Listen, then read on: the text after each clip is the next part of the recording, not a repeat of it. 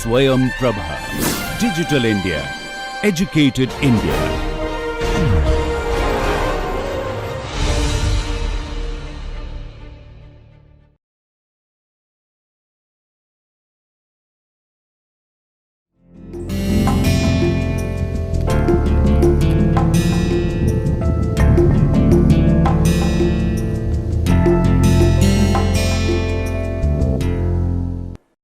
नमस्कार। राजनीतिक विचारधाराओं के अध्ययन की श्रृंखला में आज हम कंजर्वेटिज्म या रूढ़िवाद के बारे में बातचीत करेंगे।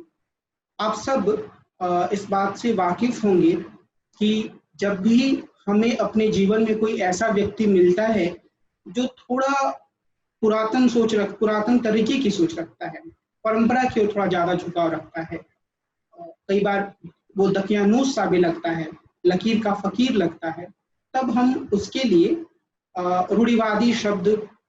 कंजर्वेटिव शब्द का इस्तेमाल करते हैं। आम जनजीवन में इसका प्रयोग बहुत ही सकारात्मक शब्द के रूप में नहीं किया जाता है। मिसाल के तौर पर, अगर आपकी किसी दोस्त के पिता ऐसे हैं जो कि नहीं चाहते हैं कि आपका दोस्त शाम में 6 बजे के बाद घर से बाहर निकले, तो आप अक्सर उससे उलाहना देते हुए कह सकते हैं कि यार तुम्हारे पिता तो बड़े कंजर्वेटिव हैं, आप कहते भी होंगे। और इस तरीके के से जो कंजर्वेटिव वर्ड है वह बार बार हमारे रोजमर्रा के जीवन में सामने आता है, हम इसका उपयोग करते हैं। लेकिन जब हम राजनीतिक विचारधारा के रूप में कंजर्वेटिज्म को देखते हैं, जिसके लिए कई बार अनुदारवाद हिंदी में शब्द का प्रयोग किया जाता है या फिर कई बार रूढ़िवाद, हम यहाँ पर ज्यादातर रूढ़िवाद शब्द का ही प्रयोग करेंगे। तो जब हम अपने जीवन में इसे देखते हैं तो इसका एक अर्थ होता है, लेकिन जब हम राजनीतिक विचारधारा के दायरे में आते हैं तो हम ये पाते हैं कि इसका अर्थ अनिवार्य रूप से नकारात्मक नहीं है।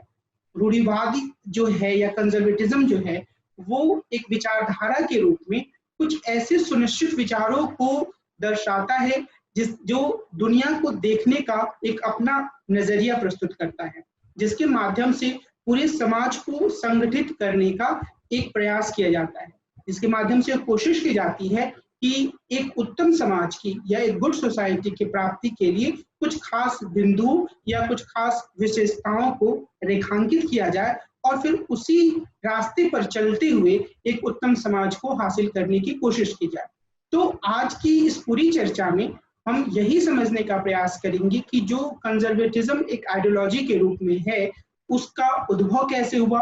उसकी मुख्य विशेषताएं क्या हैं और समकालीन समय में उससे जुड़े हुए वाद विवाद क्या हैं। इसके बाद हम यह समझने का प्रयास करेंगे कि ये जो रूढ़िवाद या कंजर्वेटिज्म की जो पूरी विचारधारा है उसकी किस तरह की आलोचनाएं हमारे सामने आई हैं। तो आज की जो हमारी पूरी चर्चा है उसमें कंजर्वेटिज्म या रूढ़िवाद से जुड़े हुए इन्हीं बिंदुओं पर हमारी पूरी बातचीत केंद्रित रहेगी। कंजर्वेटिज्म या रूढ़िवाद को आरंभ करने का श्रेय एडमंड बर्ग को दिया जाता है। उनके विचारों में यह पूरी सोच सूत्रबद्ध रूप से सामने आई। एडमंड बर्ग ब्रिटेन के एक दार्शनिक थे, राजनीतिक कार्यकर्ता भी थे, वहाँ के संसद के सदस्य भी रहे। भारत से भी उनका अच्छा खासा ताल्लुक रहा, क्योंकि जब एक भारतीय वायसराय यहाँ से वापस गए तो उन पर मुकदमा चलाने का काम इन्होंने किया संसद के भीतर, यह आरोप लगाते हुए कि उन्होंने भारत में काफी ज्यादा भ्रष्टाचार किया है। और इनके विचारों में कई तरीके की उथल पुथल भी हम देख सकते हैं। लेकिन जो हमारे काम की बातचीत है वह यह है कि एडमंड बर्ग ने किस तरीके से कंजर्वेटिज्म या रूढ़िवाद के बारे में अपने विचारों को रखा। और अगर हम उनके विचारों को समझना चाहते हैं तो उनकी जो मुख्य पुस्तक है इस संदर्भ में reflections on the revolution in France, जो कि 1719 में प्रकाशित हुई थी, उस पर ही हमें ध्यान केंद्रित करना होगा। या दूसरे शब्दों में कहें तो इस पुस्तक में हम कंजर्वेटिज्म के से संबंधित उनके विचारों को देख सकते हैं। एडमंड बर्ग ने अपने लेखन के माध्यम से फ्रांसीसी क्रांति और फ्रांसीसी क्रांतिकारियों की गतिविधियों का विरोध किया।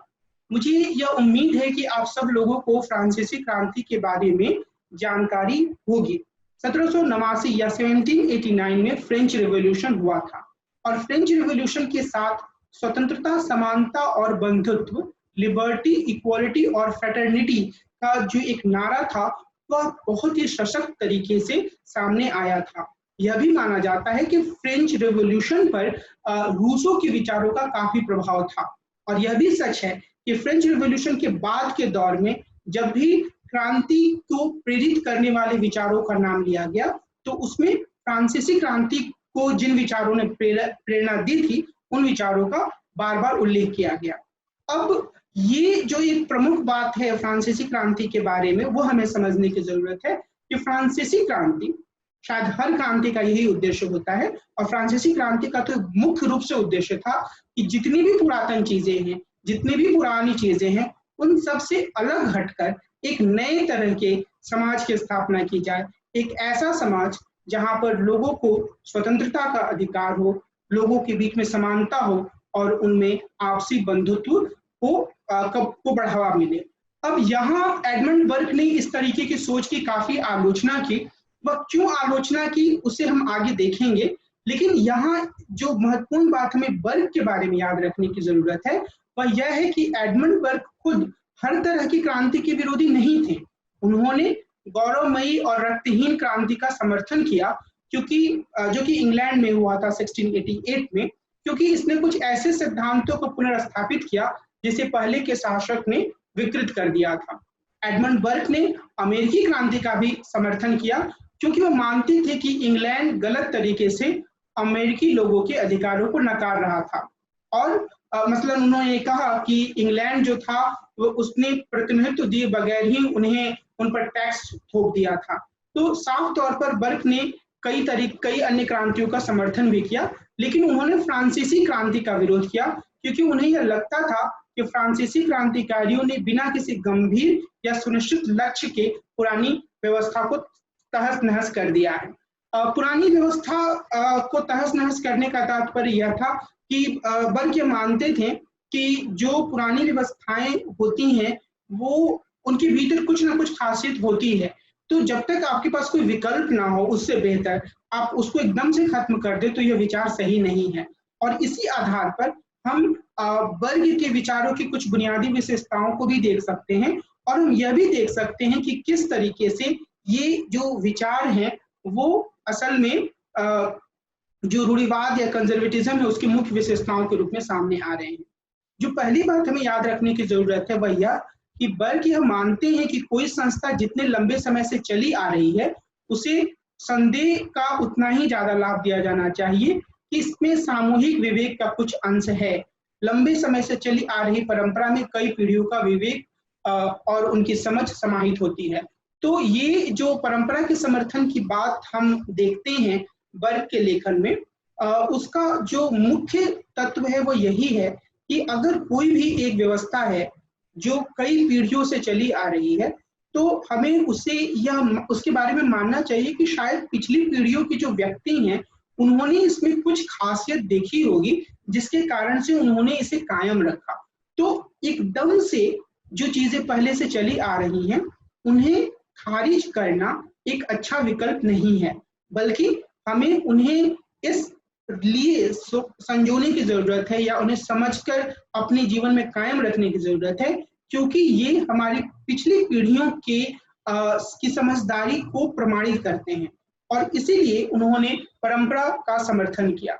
दूसरा, उन्होंने मनुष्य की अपूर्णता की बात की। उनका यह कहना था और कंजर्वेटिज्म में यह माना जाता है कि कोई मनुष्य यह दावा नहीं कर सकता है कि वह अपने आप में पूर्ण है और वह हर मुद्दे को समझता है। तो अगर फ्रांसीसी क्रांतिकारियों की पीढ़ी ने इस प्रकार से विचार किया कि उनके पास हर तरह की समझदारी है और वो इतनी समझदारी है कि वो पुरानी हर तरह की मान्यताओं को खत्म कर सकते हैं, तो इसका नतीजा इस रूप में सामने आता है कि एक पूरी व्यवस्था जो अतीत के समय से चली आ रही थी वो एकाएक धराशायी हो गई और जिसका खामियाजा सिर्फ फ्रांस को ही नहीं बल्कि अन्य कई तरीके के जो देश थे उनको करना पड़ा,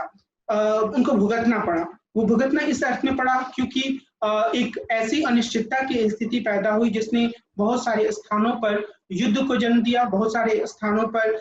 समाज में संघर्ष को जन्म दिया। जो पुरानी व्यवस्था थी विशेष रूप से फ्रांस में, उसे तो नकार दिया गया, लेकिन उसके स्थान पर नई व्यवस्था कैसी हो इसका कोई स्वरूप सामने नहीं आया। एडमंड बर्क ने प्राकृतिक अधिकारों का भी विरोध किया और बर्क ने इस बात को नकारा कि कुछ ऐसे प्राकृतिक अधिकार होते हैं जो प्रकृति द्वारा मनुष्य को प्रदान किए जाते हैं। उन्होंने यह स्पष्ट किया कि अधिकार समाज के भीतर ऐतिहासिक रूप से विकसित होते हैं। यहाँ पर मैं आपका ध्यान इस बात की ओर दिलाना चाहूंगा कि जब हम उदारवाद के बारे में बात कर रहे थे तो हमने प्राकृतिक अधिकारों के बारे में भी चर्चा की थी, और प्राकृतिक अधिकारों की जो पूरी अवधारणा है वह मुख्य रूप से उदारवाद के भीतर विकसित होती है। जॉन लॉक के लेखन को इसमें काफी महत्वपूर्ण स्थान दिया जाता है और इसमें यह माना जाता है कि मनुष्यों के पास सिर्फ मनुष्य होने के कारण कुछ प्रकृति प्रदत्त अधिकार हैं और इन प्रकृति प्रदत्त अधिकारों का सम्मान किया जाना चाहिए। लेकिन एडमंड बर्क का यह कहना था, चूंकि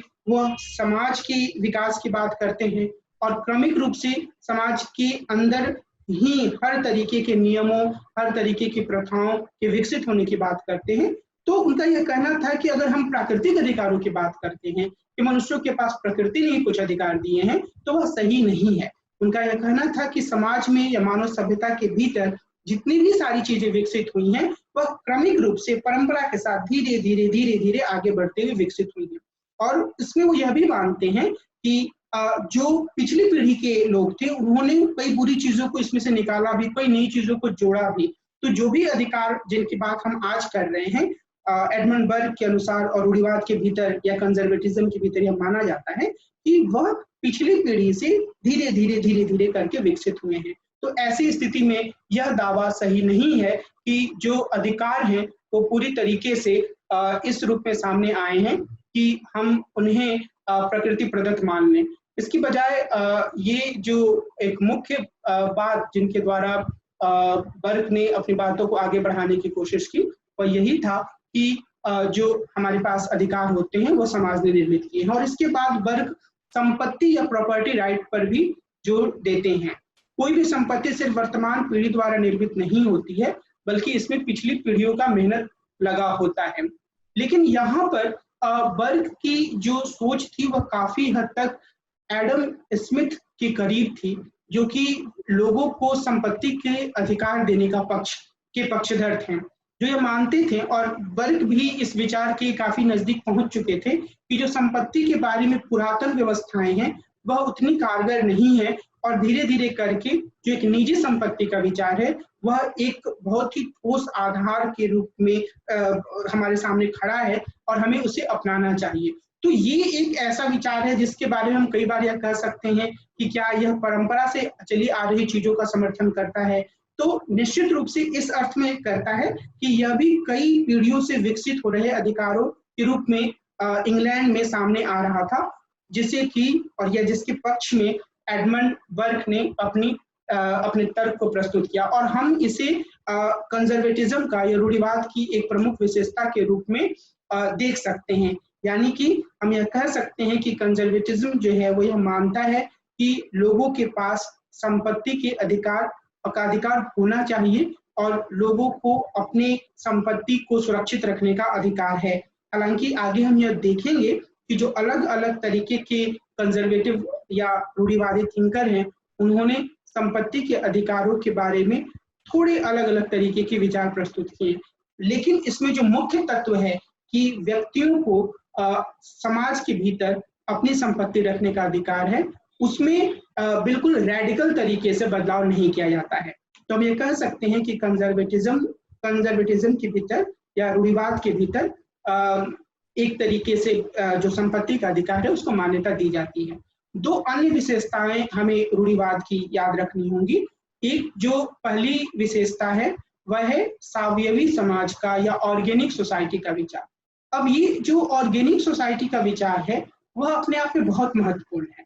ऑर्गेनिक सोसाइटी के विचार को हम काफी नकारात्मक तरीके से भी देख सकते हैं और इसको हम सकारात्मक तरीके से भी देख सकते हैं। ये जो ऑर्गेनिक सोसाइटी का विचार है उसमें मोटे तौर पर हम यह कह सकते हैं कि यह माना जाता है कि जो पूरा समाज है वह किसी प्राणी के शरीर की भांति है अब अगर हम प्राणी के शरीर की कल्पना करें, या मान लीजिए मनुष्य की भांति ही है, मनुष्य भी एक प्राणी है,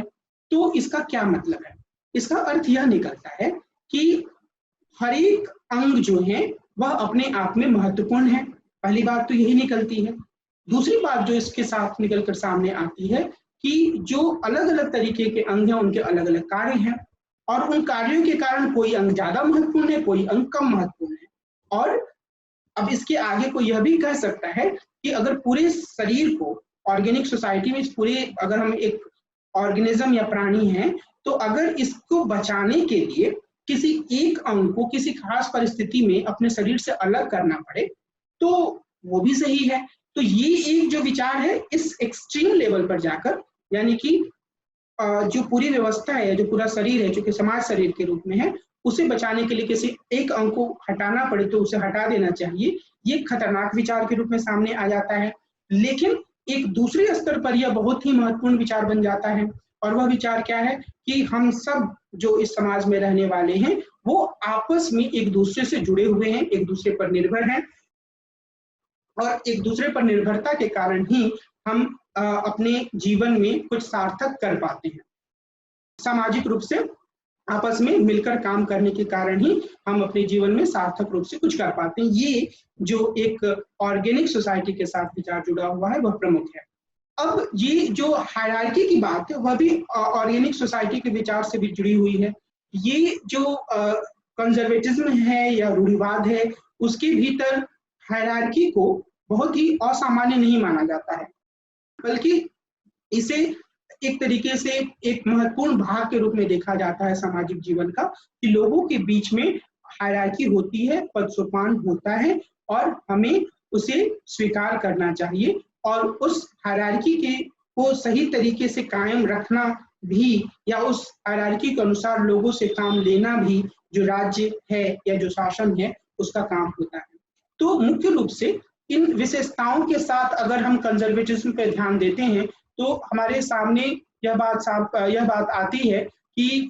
किस तरीके से कंजर्वेटिज्म के भीतर की जो अलग अलग विशेषताएं हैं वो एक महत्वपूर्ण भूमिका निभाती हैं, कि कंजर्वेटिज्म को एक ऐसे विचार के रूप में समझें जो कि हमारे सामने एक ऐसी रूपरेखा प्रस्तुत करता है जिसमें समाज के भीतर जो चीजें पहले से चली आ रही हैं उनको एकदम से ना नकारा जाए, बल्कि उन चीजों पर हम ध्यान दें और उन चीजों को समझें, उनकी उपयोगिता को समझें। अब इसमें अभी जब हम आलोचना को देखेंगे तो कई तरह की आलोचनाएं सामने आ सकती हैं, लेकिन एक ही बात हमें बहुत अच्छी तरीके से समझकर रखने की जरूरत है कि यह सच है कि कंजर्वेटिज्म या जो अनुदारवाद या रूढ़िवाद है वह रैडिकल बदलाव का विरोध करता है, वह क्रांति का विरोध करता है, लेकिन वह बदलावों का विरोध नहीं करता है। वह यह नहीं कहता है कि हम लकीर के फकीर बने रहें, वह यह नहीं कहता है कि समाज में किसी तरीके का बदलाव एक बहुत ही खतरनाक स्थिति पैदा कर देगा, हम बर्बादी की ओर चले जाएंगे, बल्कि वह इस बात पर जोर देता है कि हम एकदम से बिना सोच समझ के या फिर अपने जोश के साथ अतीत की सारी चीजों को खारिज ना कर दें। हम यह माने कि जो चीजें हमारे पास हैं अभी, जो अतीत से चली आ रही हैं हमारी परंपरा के रूप में, हमारी संस्कृति के रूप में, उनके भीतर भी एक समझदारी है, और उस समझदारी को समझते हुए हमें यह भी समझना है कि इनके भीतर कुछ कमियां भी हो सकती हैं। तो उन कमियों को समझकर और उन्हें पूरी तरीके से, यानी कि वो जो अतीत से चीज आ रही है उसे पूरी तरीके से नकारने के बजाय हमें उन कमियों को दूर करना होगा। तो एक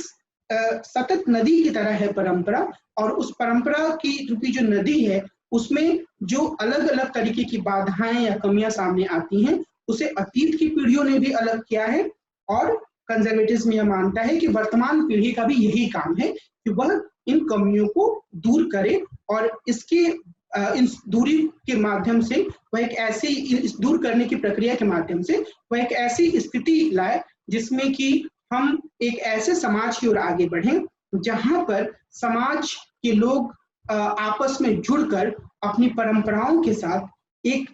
ऐसा जीवन यापन करें जिसमें कॉमन गुड का एक कॉन्सेप्ट है, यानी कि पूरा समाज किसी एक सामान्य शुभ पर कि हमें समाज को इस दिशा में आगे ले जाना है, उस पर सहमत हो। लोगों के पास अपनी संपत्ति का भी अधिकार हो, लोगों के भीतर पद सोपान भी हो, यानी कि हायरार्की भी हो, लेकिन इसके बावजूद जो सभी व्यक्ति हैं वह परंपरा के अनुसार जीवन जीते हुए एक सामान्य लक्ष्य की ओर आगे बढ़े। इसमें कई तरीके के अंतर्विरोध हो सकते हैं, कई तरीके के अंतर्विरोध सामने आएंगे, ठीक है, क्योंकि अगर हम हायरार्की की बात करेंगे तो फिर हम कॉमन गुड की बात कैसे कर सकते हैं। अगर हम किसी खास समूह को संपत्ति देने की बात करते हैं तो जो संपत्तिहीन समूह होंगे क्या वे अधीनता की स्थिति में नहीं चले जाएंगे। इस तरीके के कई ऐसे प्रश्न हैं जो हमारे दिमाग में, हमारे मन में आ सकती हैं, और ये सारे प्रश्न वाजिब भी हैं। और हम इसके बारे में जब हम आलोचनाओं की बात करेंगे तो और थोड़ी विस्तार में बात करेंगे। लेकिन हमें यह ध्यान रखना है कि खुद जो कंजर्वेटिज्म है या अनुदारवाद है या रूढ़िवाद है, इसने भी अपने भीतर कुछ सुधार करने की कोशिश की। कई दिशाओं में इसका विकास हुआ और उन्हीं पहलुओं को हमें ज्यादा गहराई से समझने की आवश्यकता है। उसमें जो सबसे महत्वपूर्ण पहलू है वो सत्तावादी रूढ़िवाद के रूप में हम एक देखेंगे। इसके अलावा कुछ और पहलू हैं जिसको कि हम समझने की कोशिश करेंगे कि किस तरीके से जो कंजर्वेटिज्म है वो आगे बढ़ा। अब इसमें अगर हम डी माइस्ट्रे एक थिंकर थे जिन्होंने फ्रांसीसी क्रांति के समय ही सत्तावादी रूढ़िवाद का समर्थन किया। अब सत्तावादी रूढ़िवाद का जो मुख्य जोर था वह यह था कि जो अथॉरिटेरियन एक शब्द आता है उसका अर्थ होता है कि ऊपर से शासन करना और नीचे जो लोग हैं उनके भीतर एक तरीके की व्यवस्था लाना। तो ये जो एक रूढ़िवाद था उसमें इस बात पर जोर दिया गया कि जो शासन है और जिसके उसके माध्यम से जो एक तरीके की व्यवस्था या एक ऑर्डर समाज में रखा जाना है, जिससे कि समाज ऑर्गेनिक तरीके से काम कर पाए, जिससे कि समाज के भीतर की जो हायरार्की है उसे सकारात्मक दिशा में कायम रखा जा पाए। सकारात्मक दिशा से यहाँ पर मतलब क्या है? यहाँ पर मतलब है अथॉरिटेरियन तरीके में जो सकारात्मक की समझ है, यानी कि जो भी समाज में लोग हैं वो अपने काम के ऊपर ध्यान दें बजाय इसके कि वो हर तरीके की अव्यवस्था पैदा करे। तो यहाँ इस अर्थ में मैं सकारात्मक शब्द का प्रयोग कर रहा हूँ। तो ये जो डी माइस्ट्रे हैं उन्होंने फ्रांसीसी क्रांति के समय यह विचार रखा कि एक सत्तावादी तरीके का शासन होना चाहिए और एक ऐसा प्राधिकार होना चाहिए जिसमें कि लोग इस चीज को स्वीकार करें। तो हमेशा ही इस बात को जांच करने का तरीका नहीं होता है कोई कि आखिर जो अथॉरिटेरियन कंजर्वेटिज्म है या जो इस तरीके का शासन है उसे लोग किस सीमा तक स्वीकार कर रहे हैं। लेकिन एक ही चीज आप एक अंतर जरूर समझ कर रखेंगे कि जो अथॉरिटेरियन कंजर्वेटिज्म है वो टोटलिटेरियनिज्म या संपूर्णतावादी शासन जो होता है उससे अलग होता है। टोटलिटेरियन कंजर्वेटिज्म में एक तरीके के एब्सोल्यूटिस्ट शासन की बात कही जाती है, एक तरीके से ऊपर से प्राधिकार आता है, मोनार्किकल या राजतंत्रीय शासन का भी समर्थन होता है। लेकिन इसमें फिर भी कुछ हद तक सिविल सोसाइटी जैसी चीज होती है, लोग कुछ हद तक अपने अस्तित्व में होते हैं सिविल सोसाइटी के भीतर, कुछ बातें वो कह सकते हैं अपनी भूमिकाओं के भीतर रहते हुए। लेकिन जो टोटलिटेरियन शासन होता है उसमें स्टेट और सिविल सोसाइटी को पूरी तरीके से मिक्स कर दिया जाता है, यानी कि स्टेट जो है उसके पास ये अधिकार हो जाता है कि वो लोगों के जीवन के हर क्षेत्र या हर दायरे में अपनी दखलंदाजी कर सके। एक चीज हमें और याद रखने की जरूरत है कि जो अथॉरिटेरियन कंजर्वेटिज्म था जिसमें कि हमने यह बात की कि कंजर्वेटिव वैल्यूज को एक ऊपर के शासन के द्वारा आगे लोगों तक पहुंचाना, उसका एक प्रयास जैसे नेपोलियन थर्ड ने किया कि जब वो शासन में आए, या कई ऐसे दूसरे शासकों ने भी किया कि जब वो शासन में आए तो कुछ हद तक उन्होंने आम लोगों का समर्थन लेने की भी कोशिश की, यानी कि लोगों का समर्थन लेकर यह दिखाना कि ये जो पूरी प्रक्रिया चल रही है ऊपर से शासन करने की वह काफी हद तक ठीक है, लोग इसे स्वीकार कर रहे हैं। तो आप ये ध्यान रखेंगे कि जब हम अथॉरिटेरियन कंजर्वेटिज्म की बात कर रहे हैं तो ये खास तरीके की धारा है कंजर्वेटिज्म के भीतर, और इसमें जो मुख्य बात है वह यह कि रूल फ्रॉम द एबव, ऊपर से शासन, और इसके माध्यम से जो हम लोगों ने कंजर्वेटिज्म की विशेषताएं पढ़ी थी उन्हें सुनिश्चित करने का प्रयास। सीधे तौर पर जनता की सहमति लेने की कोई जरूरत नहीं, पारंपरिक मूल्यों के आधार पर कोई शासक या कोई राजा किस तरीके का शासन कर सकता है और इसकी व्यवस्था या इसका प्रावधान इसमें होता है। लेकिन इसका एक दूसरा रूप भी होता है जिसमें कि कई बार यह प्रयास किया जाता है कि जो आम जनता है उसका भी समर्थन लिया जाए, यानी कि आम जनता को यह एहसास हो या खुलकर वो इस चीज को व्यक्त कर पाए कि जो ऊपर से शासन हो रहा है असल में वो उनकी भलाई के लिए है। इसके बाद जो कंजर्वेटिज्म है वो पैटर्नलिज्म कंजर्वेटिज्म या पैतृकवादी रूढ़िवाद के रूप में सामने आया। अब इसमें जो 19वीं सदी में एक डिज़रायली जो एक नेता थे, जो कि एक अच्छे लेखक भी थे, उनके विचारों को काफी महत्वपूर्ण माना जाता है, जो कि एक राष्ट्र रूढ़िवाद के रूप में सामने आया। और इसके अलावा एक क्रिश्चियन डेमोक्रेसी की जो बात है वह सामने आई। हम इन दोनों पहलुओं को समझने की कोशिश करेंगे। असल में ये ब्रिटेन के भीतर एक तरीके का विचार जो है जॉन लॉक के लेखन से, जॉन लॉक जो थे वो इंग्लैंड के ही थे, इंग्लैंड के भीतर ही एक तरीके से कैपिटलिज्म के विचार ने अपना जोर शोर से अपने आप को आगे बढ़ाया। तो एक ऐसी स्थिति आई जिसमें कि ऐसा माना जाने लगा कि असमानता काफी बढ़ रही है। तो डिज़रायली ने जो एक पैटर्नलिस्टिक कंजर्वेटिज्म के भीतर ये माना जाता है कि उन्होंने एक दो राष्ट्र के एग्जिस्टेंस की बात कही और उसके बाद उन्होंने कंजर्वेटिव वैल्यूज के तहत वन नेशन कंजर्वेटिज्म को आगे बढ़ाया। अब इसको थोड़ा सा हम समझेंगे, थोड़ा मैं आपको समझाना चाह रहा हूँ कि ये जो पैतृकवादी रूढ़िवाद है उसका क्या मतलब है। पैतृकवादी रूढ़िवाद का मतलब यह हुआ कि वो कंजर्वेटिव वैल्यूज को आगे बढ़ाना, पर यह थोपे जाने के रूप में नहीं, बल्कि लोगों के भीतर यह एहसास पैदा करके कि जो कंजर्वेटिव वैल्यूज हैं वो हम सब के लिए आवश्यक हैं, उसे हम सब लोगों को अपनाना चाहिए। तो ये एक जो पैटर्नलिस्टिक होता है, एक शब्द की अगर हम व्युत्पत्ति में जाए तो पिता की तरह एक लोगों का ख्याल रखने या लोगों की चिंता रखने वाले विचार के रूप में। तो ये जो डिज़रायली के विचार में जो चीज आई वह इस बात से संबंधित थी कि अगर एक देश है ब्रिटेन और उसमें एक तरफ बहुत सारे धनाढ्य संपत्तिवान अमीर लोग हैं, दूसरी तरफ गरीब लोग हैं जो कि हाशिए पर रहते हैं, तो एक देश के भीतर ही एक ऐसी स्थिति आ जाएगी कि बहुत ज्यादा असमानता होगी। तो यह कहा गया है कि एक राष्ट्र ब्रिटेन है, उसी में दो तरीके के देश हो गए। तो डिज़रायली ने यह कहा कि अगर हम इस बात को स्वीकार करते हैं कि हम सब एक ऑर्गेनिक सोसाइटी के सदस्य हैं, तो हमें यह भी ध्यान रखना होगा कि हम लोगों की एक दूसरे के प्रति जवाबदेही है, हम लोगों की एक दूसरे के प्रति कोई दायित्व है। इसका अर्थ क्या है? इसका अर्थ यह है कि मान लीजिए कि मेरे पैर के नाखून काफी बढ़ गए हैं, या मेरे पैर की स्थिति काफी खराब है, या मेरे पैर में काफी गंदगी है, या मेरे पैर को चोट लग गई है, तो इस सारी स्थिति में मेरा हाथ, मेरा शरीर ये तो बिल्कुल ही इससे अनभिज्ञ नहीं रह सकता है। तो उसी तरीके से जब हम एक ऑर्गेनिक सोसाइटी की कल्पना करते हैं तो इसके सारे जो सदस्य हैं वो ठीक उसी तरीके से एक दूसरे से जुड़े हुए हैं जिस तरीके से समाज, हमारे शरीर के भीतर के अंग एक दूसरे से जुड़े हुए हैं, और सबका एक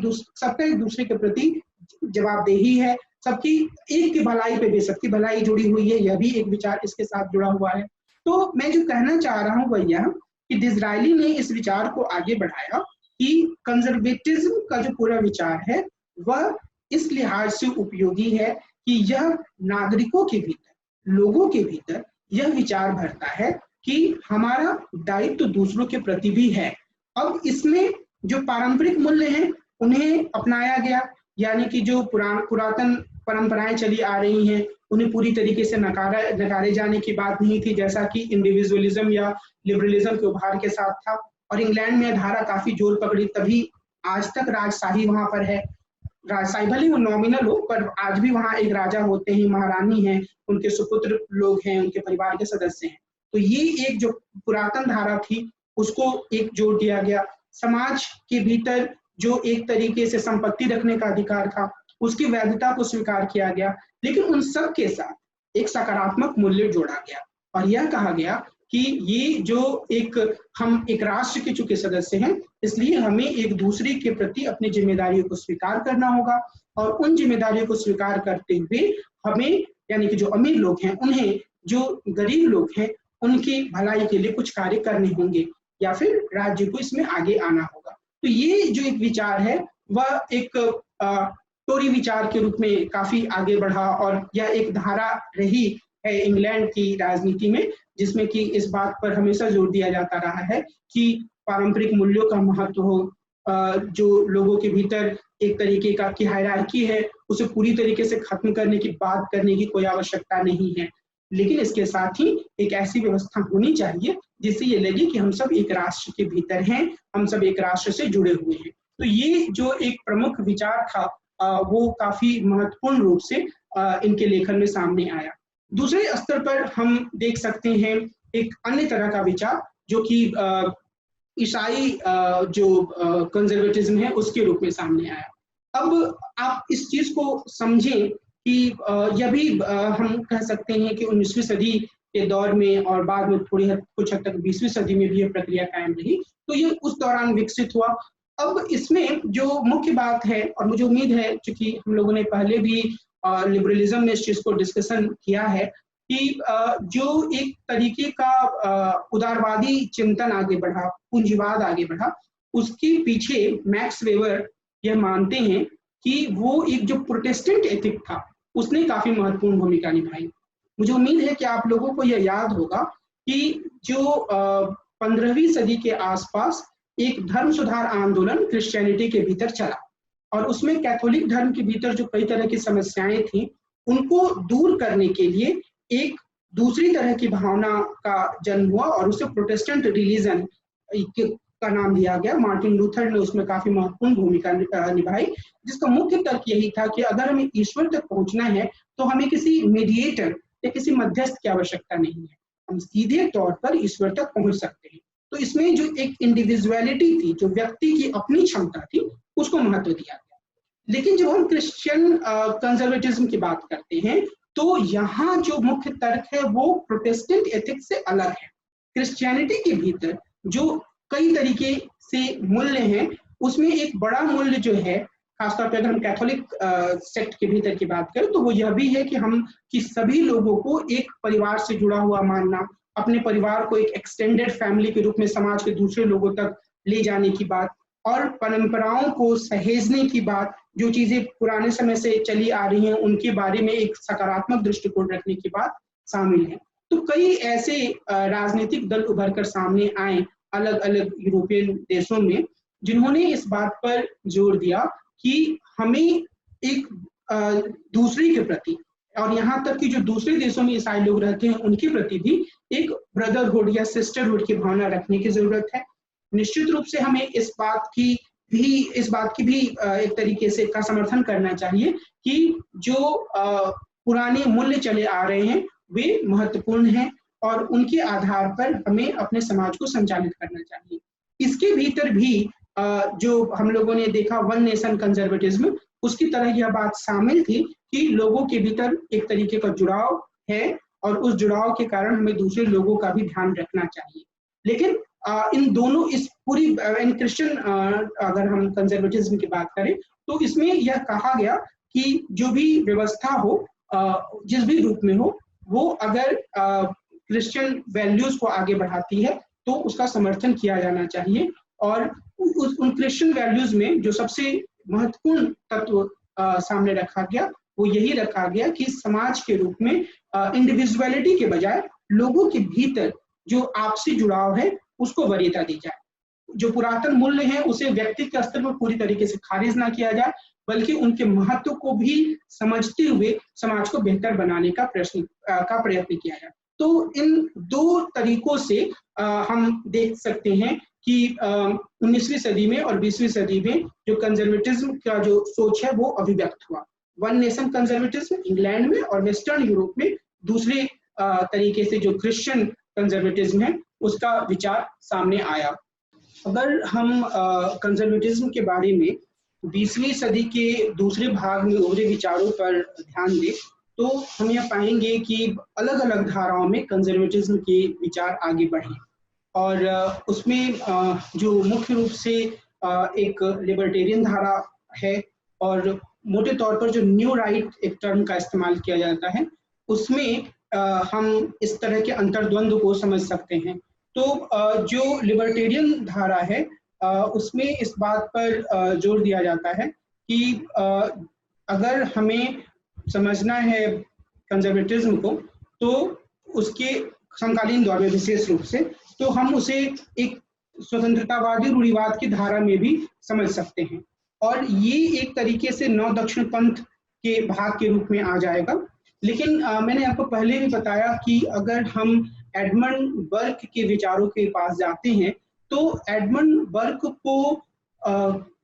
काफी हद तक एक हम कह सकते हैं सहूलियत थी उन विचारों को अपनाने से जो कि पूंजीवाद को बढ़ावा देने से या जो संपत्ति अधिकार है उसको कायम रखने से जुड़े हुए थे, क्योंकि वो यह मानते थे कि जो यह विचार है वो काफी हद तक इंग्लैंड का जो पूरा एक ही जो पूरी पृष्ठभूमि है या इंग्लैंड का की जो अतीत है, निकट अतीत, उसका हिस्सा बन चुका है। तो इसलिए संपत्ति के अधिकारों की वो तरफदारी करते हैं, वो उनका समर्थन करते हैं। स्वतंत्रतावादी जो रूढ़िवाद है वो असल में इसी विचार को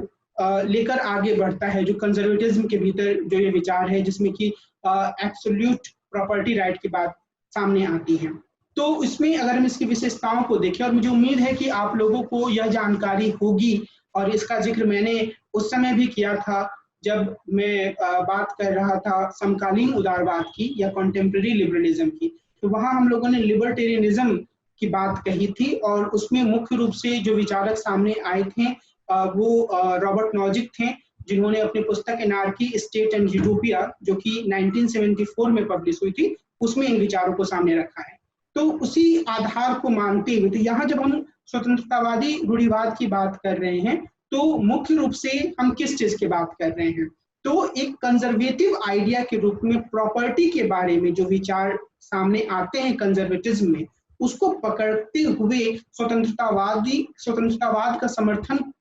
लेते हुए जब विचारों को सामने रखा जाता है तो वो स्वतंत्रतावादी रूढ़िवाद हो जाता है। यानी कि इसमें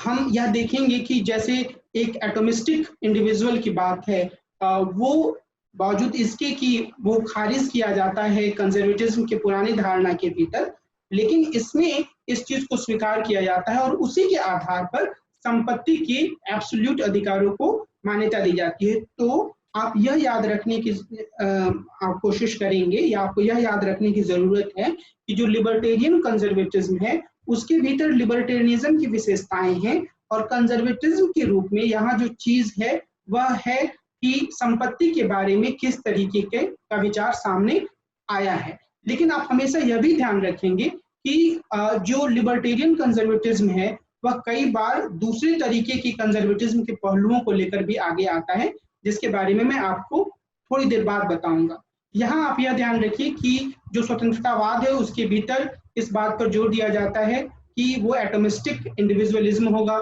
मेरिट यानी कि लोगों की जो अपनी क्षमता है उसके हिसाब से चीजों को अर्जित करने पर जोर दिया जाएगा, सेल्फ हेल्प यानी कि लोग अपने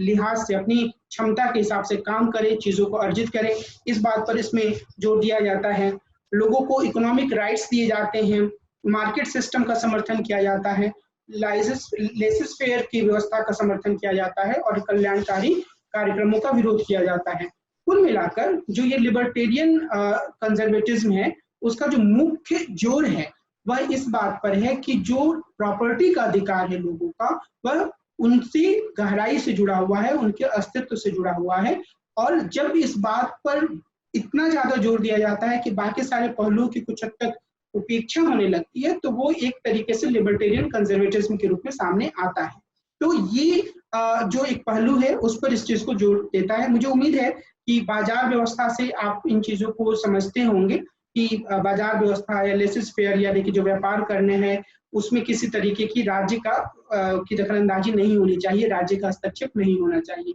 व्यक्ति अपनी क्षमता के हिसाब से अपना बाजार करें, बाजार में अपनी भूमिका का निर्वहन करें, अगर वो संपत्ति अर्जित करते हैं तो वो उनकी अपनी संपत्ति होगी। तो एक पूरा जो दायरा है वो इस रूप में सामने आता है, और यह नव दक्षिण पंथ या न्यू राइट का एक इंटीग्रल पार्ट बन जाता है। न्यू राइट की जो पूरी व्यवस्था है उसमें हमें यह समझनी हो और इस बात को समझने की जरूरत है कि इसमें जो एक लिबरल न्यू राइट है और दूसरा जो है वो एक कंजर्वेटिव न्यू राइट है। तो ये दो चीजें एक साथ चलती हैं। तो इसमें एक पहलू जो है, जिसे कि हम लोगों ने लिबरल न्यू राइट कहा या उदार नव दक्षिण पंथ कहा, इसकी विशेषताएं स्वतंत्रतावादी रूढ़िवाद की तरह ही होती हैं। यानी कि इसमें इस बात पर, इसका ये जो पहलू है, इसमें इस बात पर जोर दिया जाता है कि लोगों के पास असीम संपत्ति का अधिकार होना चाहिए, राज्य सीमित होना चाहिए, लोगों की आर्थिक गतिविधियों में राज्य की दखलंदाजी नहीं होनी चाहिए, बाजार की भूमिका होनी चाहिए, लोगों को अपनी क्षमता के अनुसार प्रदर्शन करने और उस प्रदर्शन से मिलने वाले फलों यानी कि संपत्ति पर हक जमाने, उसका उपभोग करने का अधिकार होना चाहिए। तो ये जो पहलू है जिसके बारे में हमने चर्चा की, उसके साथ ही जो दूसरा पहलू है वह है रूढ़िवादी नव दक्षिण पंथ से जुड़ा हुआ, जिसमें कि जो पारंपरिक रूढ़िवाद है उनके बहुत सारे दूसरे मूल्यों को भी साथ लेकर आया जाता है। यानी कि इसमें ऑर्गेनिक सोसाइटी पर बल दिया जाता है, ट्रेडिशनलिज्म या परंपरावाद पर बल दिया जाता है, अथॉरिटेरियनिज्म पर बल दिया जाता है, ताकि समाज के भीतर जो एक ऑर्गेनिक सिचुएशन है या जो हायरार्की है उसको कायम रखा जा सके। ठीक है, पारंपरिक मूल्यों और एक तरीके लोगों के बीच में एक नेचुरल हायरार्की, इन सब चीजों को की बात की जाती है। ज्यादा जो महत्वपूर्ण बात है वह है कि इसमें संकुचित राष्ट्रवाद और वैश्वीकरण के विरोध की भी बात कही जाती है। संकुचित राष्ट्रवाद का मतलब ये हुआ कि जो राष्ट्र के नाम पर तरह तरह की पाबंदियां लगाना, अपने देश के मूल्यों को जरूरत से ज्यादा तवज्जो देना, और इसका जो दूसरा भाग है कि वैश्वीकरण का विरोध करना, ग्लोबलाइजेशन से जो अन्य देशों के लोग दूसरे देशों में आते हैं उनका विरोध करना। अब अगर मैं आपका ध्यान इस ओर दिलाऊं कि हम 20वीं सदी के दूसरे भाग में और 21वीं सदी में भी कंजर्वेटिज्म की जो पूरी राजनीति है उसको समझें या समझने का प्रयास करें, तो हम देख सकते हैं कि बहुत सारे देशों में जो न्यू राइट टेंडेंसीज है वो उभर कर सामने आई हैं। न्यू राइट टेंडेंसी का मतलब क्या हुआ कि एक तरफ आप बाजार की भूमिका का समर्थन भी करते हैं, पर दूसरी तरफ अपने देश के भीतर पारंपरिक मूल्यों का समर्थन भी करते हैं। हिंदुस्तान के भीतर अगर हम भारतीय जनता पार्टी की राजनीति को देखें तो उसमें ये तत्व दिख सकते हैं। फिर कई सारे देशों में, मिसाल के तौर पर अगर हम डोनाल्ड ट्रंप के पुराने यानी कि पिछले चुनाव, जो उनका पहला चुनाव था, उसमें हम उनके चुनाव प्रचार को देखें तो वो एक तरीके से जो न्यू राइट के भीतर जो एक कॉन्ट्राडिक्शन या एक स्ट्रगल हो सकता है उसका प्रतिनिधित्व करता है। वो सीधे तौर पर ग्लोबलाइजेशन को या बाजार की भूमिका को खारिज नहीं करते हैं, वो बाजार की भूमिका को रखते हैं, लोगों के राइट टू प्रॉपर्टी को एबोलिश करने या लिमिट करने की बात नहीं करते हैं, लेकिन इसके साथ ही जिसे हम लोगों ने कंजर्वेटिव न्यू राइट कहा, उसकी जो वैल्यूज हैं उसकी तरफ हो जाते हैं। वो बार बार इस चीज को लेकर उन्होंने चिंता जताई अपने चुनाव अभियान में कि जो बाहर से लोग आ रहे हैं, चाहे वो हिंदुस्तान से हो या दूसरे देशों से, वो अमेरिकी लोगों के रोजगार को छीन रहे हैं। तो इस स्थिति में जरूरत इस बात की है कि इन लोगों पर रिस्ट्रिक्शन लगाए जाए, अमेरिकी लोगों को उनका रोजगार मिले जिन पे उनका पहला हक है। तो ये जो एक तरीके की सोच है जो कि राष्ट्रवाद को संकुचित रूप में परिभाषित करती है, जो कि वैश्वीकरण की पूरी प्रक्रिया को अपने फायदे तक सीमित रखती है, यानी जब तक अमेरिका को फायदा हो रहा है तब तक अमेरिका को ग्लोबलाइजेशन से कोई दिक्कत नहीं है, लेकिन जैसे ही अन्य देशों के लोगों आकर वहां के लोगों के रोजगार को अपने हाथों में लेने लगते हैं तो ये एक बहुत बड़ा मुद्दा बन जाता है। तो इस रूप में ये एक हम यह कह सकते हैं कि कंजर्वेटिज्म का जो पूरा वैल्यू है वो हमारे समाज में मौजूद है, अभी भी वैश्विक पटल पर यह मौजूद है, और बहुत ही एक्सट्रीम लेवल पर जाकर यह फंडामेंटलिज्म के रूप में भी सामने आ जाता है, रिलीजियस फंडामेंटलिज्म के रूप में, जिसके बारे में हम बाद में चर्चा करेंगे एक अलग टॉपिक के रूप में। और अभी हम सिर्फ अगर एक कंजर्वेटिज्म की एक धारा को माने तो मैं सिर्फ यह कहना चाह रहा हूं आपसे कि यह जो धारा एक फ्रांसीसी क्रांति की प्रतिक्रिया के रूप में सामने आई, व्यवस्थित राजनीतिक दर्शन के रूप में, उसमें कुछ अंतर विरोध भी रहे और ये अलग अलग दिशाओं में भी आगे बढ़ी, लेकिन अभी भी यह काफी हद तक वैश्विक स्तर की राजनीति में या दुनिया के विभिन्न देशों की राजनीति में मौजूद है। हम इसके अस्तित्व को देख सकते हैं, और जब हम इसकी आलोचनाओं की तरफ आते हैं तो निश्चित रूप से इसकी कई स्तरों पर आलोचना की जा सकती है। अगर मैं शुरुआत करूं और हम उदारवादी परिप्रेक्ष्य से यानी कि लिबरल पर्सपेक्टिव से इसकी आलोचना करना चाहें तो हम यह कह सकते हैं कि यह जिस तरीके से परंपराओं का बोझ वर्तमान पीढ़ी पर डालता है, वह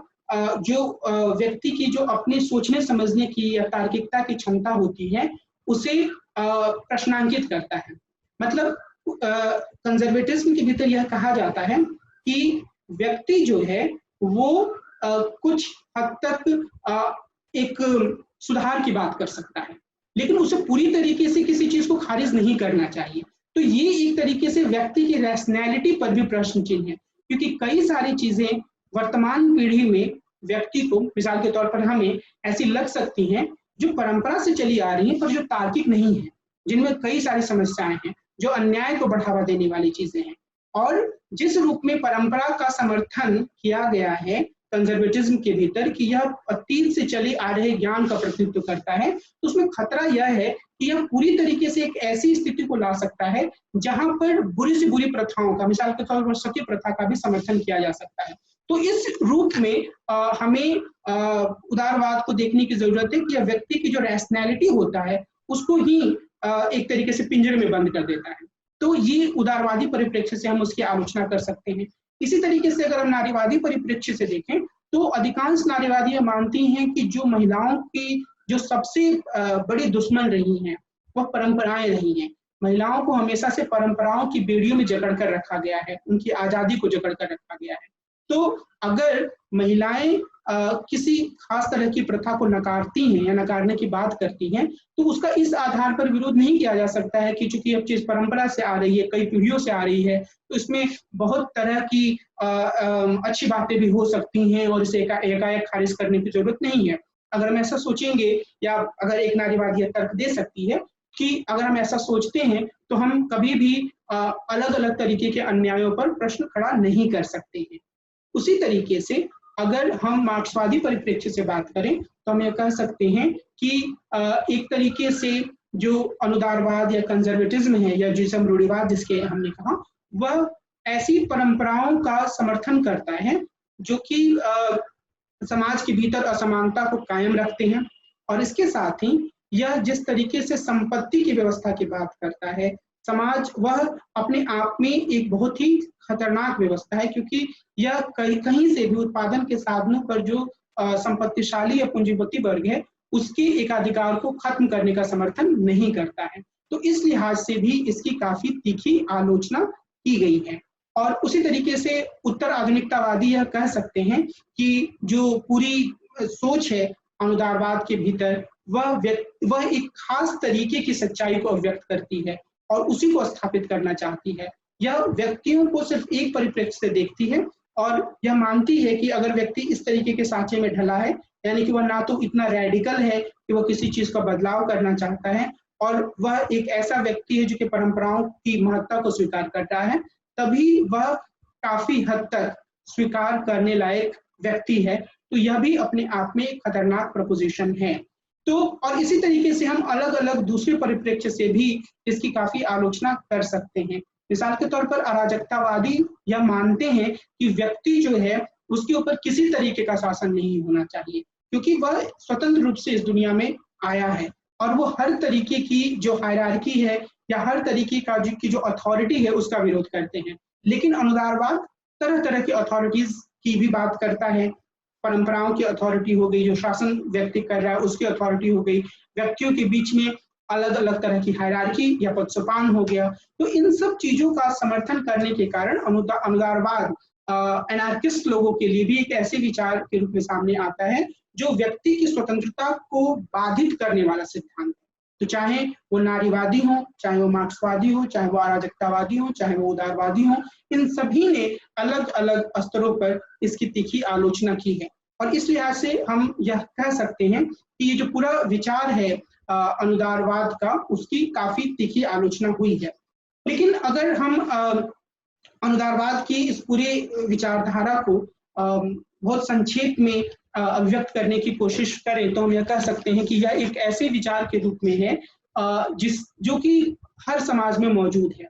अगर हम रेडिकल बदलावों की बात करते हैं तो हम अनुदारवाद से दूर जाते हैं, लेकिन जो इसका महत्व है वो इस बात में निहित है कि वह यह मान कर चलता है कि जब आप रेडिकल बदलाव की ओर जाते हैं तब आपके सामने कोई सुस्पष्ट तस्वीर नहीं होती है, और जब तक वो सुस्पष्ट तस्वीर नहीं होगी तब तक कोई भी रेडिकल बदलाव या कोई भी क्रांति का सपना पूरी तरीके से साकार नहीं हो सकता है। और यह खतरा है कि वह पहले की स्थिति की तरह ही बुरी स्थिति की तरफ जाए या उससे भी खराब स्थिति की तरफ जाए। और यह जो चेतावनी जो कि कंजर्वेटिज्म को के मुख्य प्रतिपादक एडमंड बर्ग के लेखन में सामने आती है, वह काफी हद तक सही भी प्रतीत होती है। अगर हम फ्रांसीसी क्रांति के बाद के दौर के फ्रांस पे नजर डालते हैं, जहां पर एक बहुत ही हिंसक तरह की व्यवस्था स्थापित हो गई, या फिर हम सोवियत संघ की जब स्थापना हुई रूसी क्रांति के बाद, बोल्शेविक क्रांति के बाद 1917 में, तो उसके बाद के अनुभवों को देखते हैं, तो वहां भी हम देखते हैं कि एक ऐसी व्यवस्था बनी जिसमें कि काफी ज्यादा हिंसा हुई, बहुत तरह के लोगों को मारा गया। तो एक ये जो एक तत्व है कंजर्वेटिज्म के भीतर कि आप रेडिकल बदलावों की तरफ सिर्फ इसलिए ना जाएं क्योंकि आपको वर्तमान व्यवस्था से इतनी ज्यादा समस्या है कि आप उसे बर्दाश्त नहीं कर पा रहे हैं। यह ज्यादा बेहतर होगा, अनुदारवाद या कंजर्वेटिज्म या रूढ़िवाद यह कहता है कि आप इसके भीतर सुधार करने की कोशिश करें और इसके भीतर जो कमियां हैं उसे धीरे धीरे दूर करें, और उससे आप ज्यादा बेहतर तरीके से परिवर्तन कर सकते हैं। हमें यह भी ध्यान रखना होगा कि कई बार लोकतंत्र के भीतर भी परिवर्तन की दिशा को इसी रूप में माना जाता है, हालांकि इसकी अपनी सीमाएं हैं, और कई बार यह कहा जाता है कि इससे परिवर्तन नहीं होता है बल्कि पुरानी व्यवस्था ही कुल मिलाकर कायम रहती है। लेकिन कई बार हम यह देखते हैं कि पूरी तरीके से चीजों को नकारने के बजाय हम कई पुरानी चीजों को लेते हुए आगे बढ़ते हैं, उनकी खूबियों को अपनाते हुए एक नई दिशा में आगे बढ़ सकते हैं। कुल मिलाकर मैं यह कहना चाह रहा हूं कि अनुदारवाद या कंजर्वेटिज्म या रूढ़िवाद के भीतर कुछ विशेषताएं ऐसी हैं जो कि हमें कुछ खास परिस्थितियों में आकर्षक लग सकती हैं। इसके अंदर कुछ ऐसे पहलू हैं जो कि हमें बहुत ही समस्याग्रस्त लग सकते हैं, जिन्हें हमें स्वीकार करना मुश्किल हो सकता है अगर हम खुद को किसी भी तरीके के रेडिकल चिंतन से जोड़ते हैं। अगर हम समाज की कुछ बुराइयों को इस रूप में देखते हैं कि इन्हें तुरंत खत्म किया जाना चाहिए, मिसाल के तौर पर अस्पृश्यता, जाति प्रथा, ठीक है, महिलाओं के साथ अत्याचार करने वाले कई परंपराएं हम अपने समाज में देख सकते हैं जिन्हें हम खत्म करना चाहते हैं, तो ऐसी स्थिति में हमें कभी भी कंजर्वेटिज्म एक आकर्षक विचारधारा नहीं लगेगी। लेकिन जैसे मैंने आरंभ में कहा कि हमेशा ही अनुदारवाद के बारे में और या कंजर्वेटिज्म के बारे में बातचीत करते हुए आपको यह ध्यान रखना है कि जिस तरीके से हम इस शब्द का इस्तेमाल रोज रोज के जीवन में करते हैं, आमतौर पर नकारात्मक अर्थों में, वैसा राजनीतिक चिंतन में नहीं है। विचारधारा के स्तर पर इसमें कुछ खूबियां भी हैं, इसमें कुछ सकारात्मक पहलू भी हैं जिसे समझने की आवश्यकता है, या कम से कम हर तरह के रेडिकल पॉलिटिक्स के सामने यह एक मजबूत और ठोस आलोचना के रूप में सामने आता है। मुझे यह उम्मीद है कि कंजर्वेटिज्म के बारे में जो अभी मैंने आपके सामने चर्चा की, उससे आप इस विचारधारा के बारे में कुछ बुनियादी समझ बना पाएंगे, और वह समझ आपको आगे से भविष्य में जब भी आप इससे जुड़े किसी अन्य अध्ययन सामग्री के पास जाएंगे तो यह समझ आपको इस बात को ज्यादा गहराई से भांप पाने, समझ पाने या व्यक्त कर पाने में समर्थ बनाएगी कि रूढ़िवाद या कंजर्वेटिज्म क्या है और इसे हमें किस रूप में देखना चाहिए, इसमें किस तरह की धाराएं विकसित हुई और वर्तमान समय में इससे जुड़े हुए वाद विवाद क्या हैं और इसके साथ किस तरीके की समस्याएं जुड़ी हुई हैं। तो मैं आज की अपनी इस चर्चा को यही विराम दे रहा हूं, और अगले चर्चा में हम मार्क्सवाद के बारे में बात करेंगे कि किस तरीके से हम एक विचारधारा के रूप में मार्क्सवाद को देख सकते हैं, उसके भीतर किस तरीके की उथल पुथल रही है या किस तरीके के विचार आए हैं। नमस्कार।